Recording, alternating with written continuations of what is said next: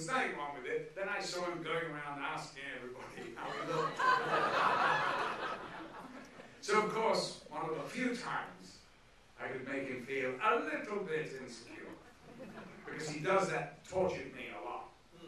But, so it was a little bit of payback, but in a nice, fun way. Well, it sounds like your relationship with Lindsay Anderson was also, even when he would be dismissive or seem to be irritated or play angry or what have you, he was always emotionally, you were always engaged with him very directly, that there was much more of a contact mind to mind about whatever was under scrutiny. Unfortunately, or fortunately, FX, my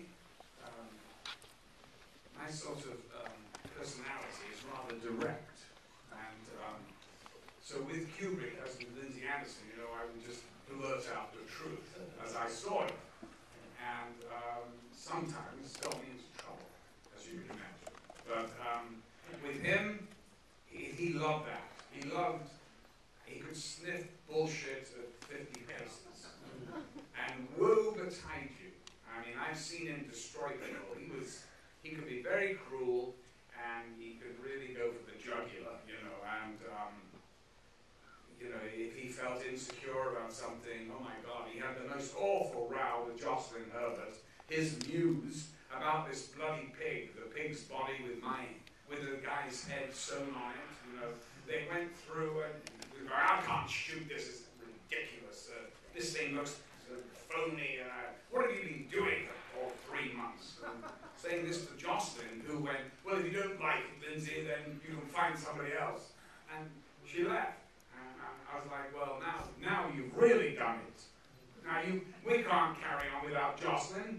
This is not possible. He went, oh, get on with it.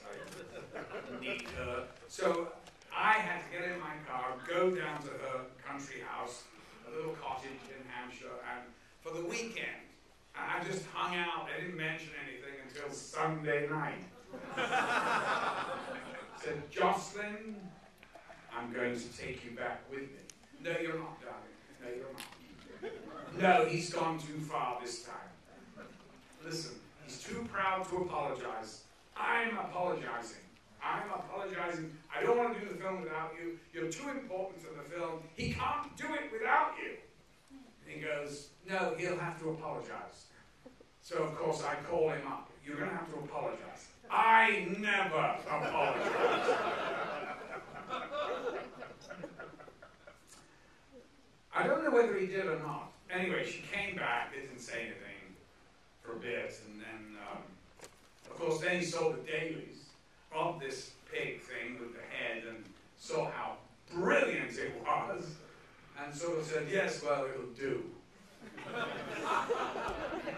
Well, great artists, you know. Yeah. Now, we have with us someone who's worked with you not only with Lindsay Anderson, but with Kubrick too, and that would be Mike Kaplan, who yes, devised the campaign of the ultimate trip for that resold 2001 with the baby on. You know, yes. They didn't know how to so that's where Mike met Stanley, was when he was working at MGM, devised the ultimate trip, which is the fetus and all that, and Mike realized when they were selling 2001, that was slated by the major critics, by the way, that the counterculture loved the film. And so Mike kind of realized this and knew that the only way, really, the film was going to really get out there was to appeal and to get the potheads in. You know? I'm sorry to describe you that way, but you were doing a lot of pot in those days. So I worked with Mike on Clockwork Orange. We had quite an interesting introduction, which I'm not going to go into, I don't want to embarrass him. But of course we became fast friends, and I wanted him desperately to work on O Lucky Man, so all I did was send him Alan Price's music, and that was enough to really get him going. I think I sent him the script, and then, you know, he came and all the rest of it. And Mike Kaplan, you know, was a great, great friend to Lindsay as well, and was one of the team. And in fact, when I went to do this one-man show about my relationship with Lindsay Anderson, Mike directed directed it, and we made a film of it. He directed it, and you can get it on Warner's on DVD. Mike Kaplan. Mike Kaplan, everybody.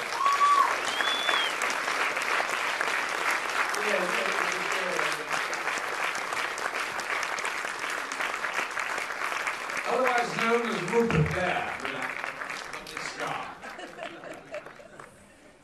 I'm not sure what I'm doing here, but Well, you know, it's very interesting because Clockwork Orange had that great poster which you devised, right? And well, with Stanley and with Phil Castle, who was the artist.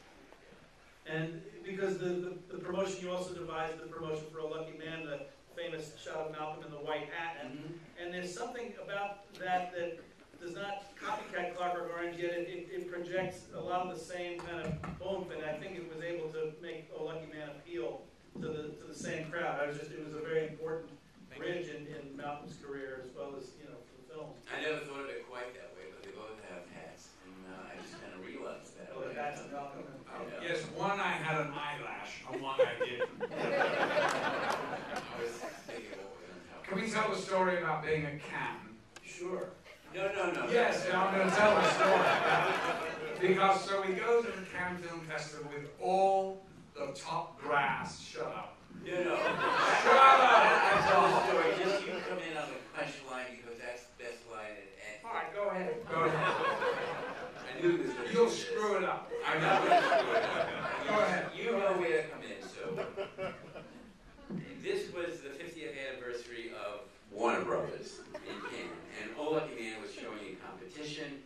It opened in England, and the reviews were kind of mixed. The business was mixed, and there was a big kind of furor about, well, the film really wasn't doing as well. And I was responsible for the campaign because Malcolm and Lindsay had kind of roped me into it when I was supposed to be doing this Short version. innovative marketing campaign. Anyway, so all the brass of Warner Brothers is there, and it's going to be a showdown about the campaign. Tell them who were there. It was Ted Ashley. Ted Ashley, who's a dwarf, by the way, and his feet wouldn't, he swung his feet like this because they wouldn't touch the ground. It was fascinating. Go on. Ted Ashley happened to be a very good executive. He was the chairman of the board of Warner I'm Brothers. not talking about him being a great executive. John Calley was there, Frank Wells, who later became president of Disney. It was, and all of the key executives. And I was going to have to defend the campaign in front of everyone. And there was some kind of political backstabbing. Boy, was this a boring meeting.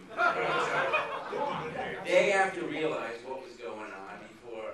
You're not boring. I'm telling you, the meeting was boring. Okay, all right. So we were there, and I kind of had a card up my sleeve because the New Statesman, which was sort of the equivalent of the New Yorker, had taken the campaign of Malcolm with the hat and the lyrics of Alan Price, "Smile while you're making it, laugh while you're taking it, no one's going to fake it, nobody's going to know," and had it on the image of the Chancellor of the Exchequer. And it was like a half-page political cartoon which indicated the impact that the campaign had.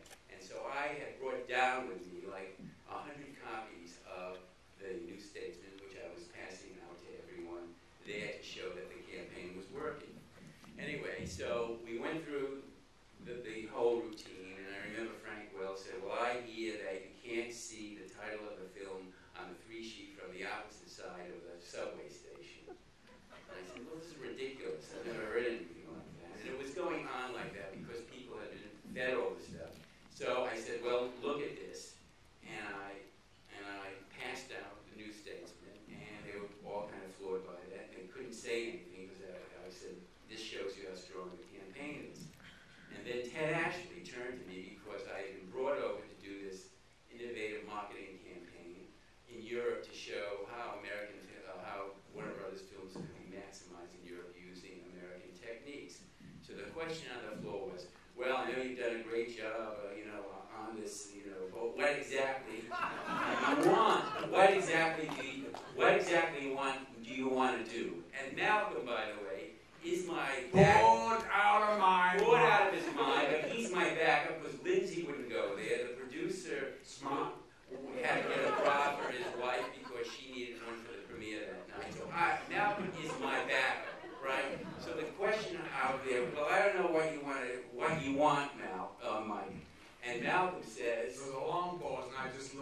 Ted, actually, and I went, Ted, he wants your job.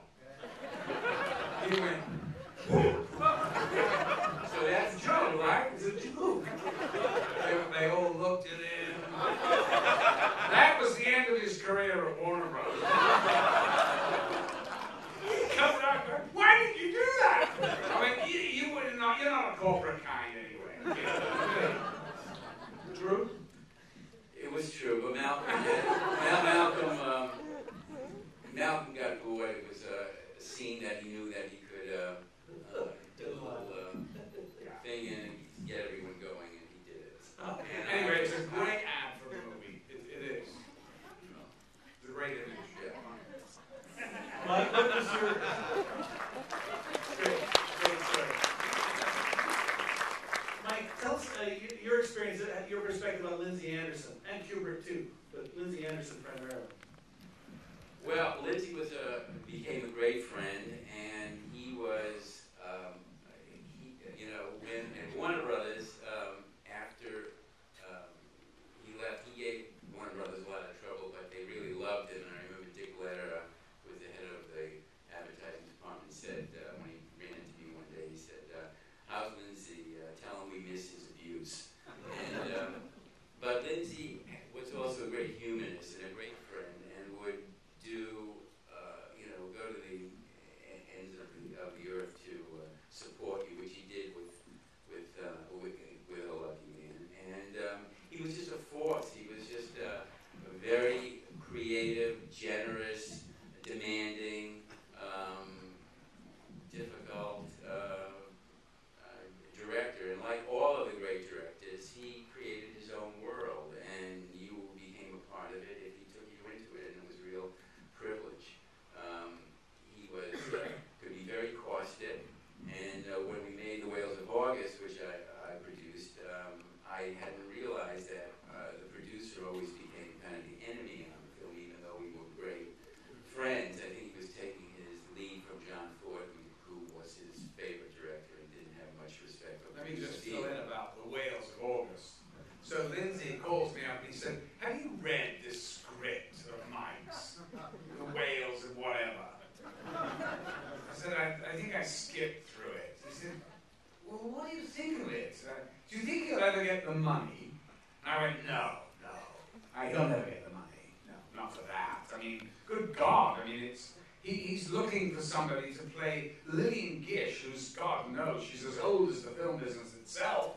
He's looking for somebody to play her older sister. I said, there's nobody on the planet that's older than Lillian Gish. And he said, yes, well, I'm going to tell him I'll do it, because, of course, he'll never get the money. Then 9 months later, I got a card, you effing idiot. Started shooting on Monday, exclamation. Well, it was a great, making the film was a great experience, but with Lindsay, we were great friends before and afterwards, but while making the movie, every day was like a war, and it was a new insight into Lindsay for me, and we got through it, and in one level... What about Betty Davis? Yeah. Some about that. Come on, let's have a bit of dirt. We're here for A Lucky Man. So that's who he chose to play the older sister because she had a stroke. So of course, Betty was. It wasn't because she had a stroke. She was just perfect for the role. I mean, come on. It was perfect because she had a stroke and she looked a hell of a lot older. Yes. Well, one side of her face was paralyzed. Right? And she was giving you crap every minute of the day. Brilliantly funny. Between Lindsay and Betty in that movie, we had the oldest enfant terrible with Lindsay, and we had Betty who had... So what happened when she walked off the set? Come on! Give her something to take over. Well, let me finish. Sorry, gross Mike down.